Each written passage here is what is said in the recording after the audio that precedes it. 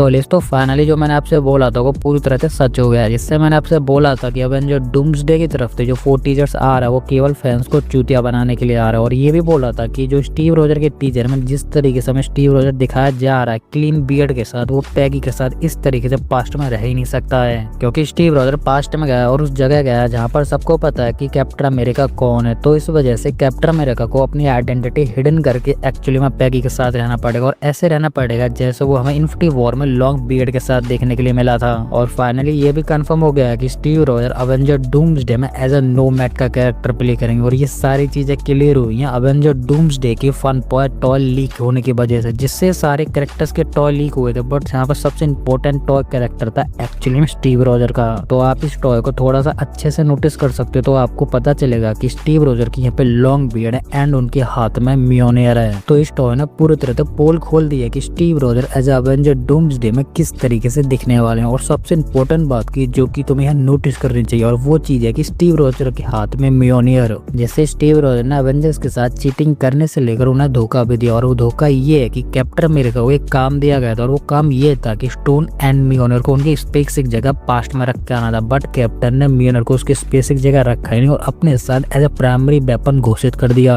तो देखो शायद ऐसा भी हो सकता है जैसे कैप्टन ने म्योनियर को अपने साथ रखकर as a primary weapon use कर रहा है, तो हो सकता है कि कैप्टन ने उन 6 इन्फिनिटी स्टोन्स को उनकी स्पेसिफिक जगह ना रखते हुए एक्चुअली अपने साथ ही रख लिया हो, जिस वजह से बिगेस्ट इनकर्जन क्रिएट हो रहा हो। तो देखो ये वाली बात मुझे 80 से 90% सच लगती है, क्योंकि मैंने जब कैप्टन के हाथ में म्योनियर देखा है तब से मुझे इस बात पर थोड़ा सा ज्यादा ट्रस्ट हो गया है। तो देखो ऐसा हुआ कि जब अवेंजर डूम्सडे में Steve Roger as a nomad के कैरेक्टर में एंट्री लेगा तो वो अपनी लॉन्ग बियर्ड एंड थॉर के म्योनियर के साथ नजर आएगा, ना कि उस तरीके से जो कि हमें टीजर में दिखाया गया है। जिससे यहाँ पर ये पता चलता है कि टीजर में ऐसी काफी सारी चीजें हैं जिन्हें CGI के इस्तेमाल करके पूरी तरह से हाइड कर दिया गया है। और मैं यहाँ पर खासकर स्टीव रोजर वाले टीजर की ही बात नहीं कर रहा हूँ, बल्कि अवेंजर डूम्सडे की तरफ से आने वाले 4 टीजर्स की बात कर रहा हूँ। और मैं यहाँ पर खासकर 4th टीजर के बारे में बात करूंगा, जिसमें मेरे अकॉर्डिंग मार्वल ने सबसे ज्यादा CGI का इस्तेमाल करते हुए सारी इंपॉर्टेंट चीजों को हाइड कर दिया गया है। तो देखो आपने ये 4th टीजर शूरी वाला तो देख लिया होगा, जहाँ पर शूरी इस तरीके से सीधी जा रही है, वो वहाँ पर किसी से मिलने जा रही है और वो मिलने जा रही है फंटास्टिक कैरेक्टर से, जिससे सामने फंटास्टिक कैरेक्टर्स की शिप थी बट उसे CGI का इस्तेमाल करती है मार्वल वालों ने हाइड कर दिया गया है। और आप यहाँ ये बोलोगे कि मार्वल वालों ने शिप ही क्यों दिखाई, वो फंटास्टिक कैरेक्टर्स के बैन ग्रीन को भी दुबका सकते हैं, जो कि उन्होंने ओपनली दिखा दिया है। तो देखो इसकी भी सिंपल एंड क्लियर बात है कि जो हमें थंडरबोल्ट्स में फंटास्टिक मेंबर्स की जो शिप देखने के लिए मिली थी, ये सिर्फ वो नहीं है जो कि वकांडा में श्यूरी के पास गई है। जिससे श्यूरी के पास जो अलग फंटास्टिक मेंबर्स की शिप गई है जो कि बेन ग्रीन वाली है, वो एक्चुअली फैंस उसे देखकर इजीली पहचान लेंगे कि हाँ ये वो वाली शिप नहीं है जो कि हमें थंडरबोल्ट्स में देखने के लिए मिली थी।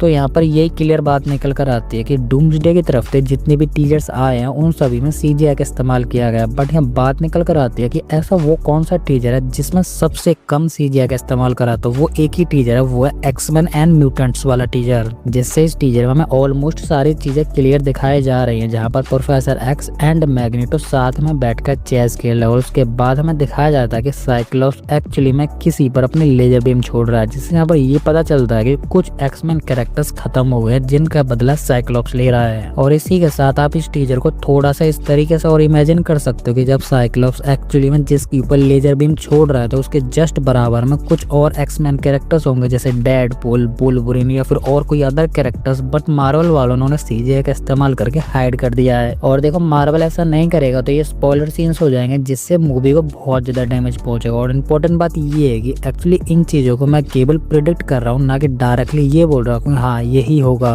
और इसी के साथ तुम इस वाले सीन को और नोटिस करो, जहाँ पर हमें टीजर में केवल टॉम हॉलैंड वाले स्पाइडरमैन दिखाया गया था, बट मूवी में टोबी मैगवायर एंड एंड्रू वाले स्पाइडरमैन भी थे। तो देखो मार्वल CGI और इस तरीके का इस्तेमाल स्टार्टिंग से ही करता आ रहा है, जहाँ पर मार्वल टीजर में सारी इंपॉर्टेंट चीजों को CGI का इस्तेमाल करके हाइड कर देता है। बट एक्चुअली में जो इंपॉर्टेंट चीजें होती है वो हमें मूवी में देखने के लिए मिलती है, ना कि टीजर में। तो देखो यहाँ पर एक इंपॉर्टेंट बात ये भी कि मार्वल ने जो डूम्सडे की तरफ से 4 टीजर्स को लीक कराया है, लीक कर केवल ये बताया है कि ये कैरेक्टर्स हमें अवेंजर डूम्सडे में देखने के लिए मिलेंगे, ना कि मार्वल ने अभी भी कोई ऑफिशियल या फिर प्रॉपर लीक्ड ट्रेलर या टीजर लीक कर दिया है। जिससे अवेंजर डूम्सडे का प्रॉपर ट्रेलर आएगा 8 फरवरी सुपर बोल वाले दिन, जो कि नेक्स्ट मंथ आने वाला है। तो इसके बाद अब बात करते हैं कि Avenger doomsday movie infinity war और एंड गेम जैसी बिगेस्ट मूवी को बीट आउट कर दी story wise, wise, action wise and सबसे इम्पोर्टेंट बात की मनी कलेक्टिंग वाइज। तो देखो इसके ऊपर मैं डायरेक्टली अपने अकॉर्डिंग तो कुछ नहीं बोल सकता, बट अभी जो रिसेंटली में न्यू अपडेट निकल कर आ रही है जिसमें ये बताया जा रहा है कि हाँ definitely Avenger doomsday movie infinity war और एंड गेम जैसी बिगेस्ट मूवी को अपने स्टार्टिंग के 10 से 20 मिनट के सीन में बीट आउट कर देगी। जिससे तुम्हें पता हुआ कि अवेंजर डूम्सडे की स्टोरी या फिर स्क्रिप्ट एक्चुअली में रूसो ब्रदर्स ने लिखी थी, जहाँ पर उन्होंने इतनी परफेक्ट तरीके से लिखा था कि कोई बता नहीं सकता कि इसमें कोई कमी है। बट रूसो ब्रदर्स अब अवेंजर डूम्सडे की स्टोरी लिख रहे हैं और वो डूम्सडे की स्टोरी को इतने एक्स्ट्रा लेवल तक ले जा चुके हैं जो कि आप इमेजिन भी नहीं कर सकते हो। जैसे उस न्यू अपडेट में ये भी बताया गया है कि एंड गेम में जो हमें फाइनल बैटल देखने के लिए मिली थी, जिसे फैंस आज भी नहीं भूले, उस बैटल को शायद आप कभी याद ही नहीं कर पाओगे जिस टाइम तुमने अवेंजर डूम्सडे के ओपनिंग सीन या फिर मिडिल ऑफ द सीन देख लिए। तो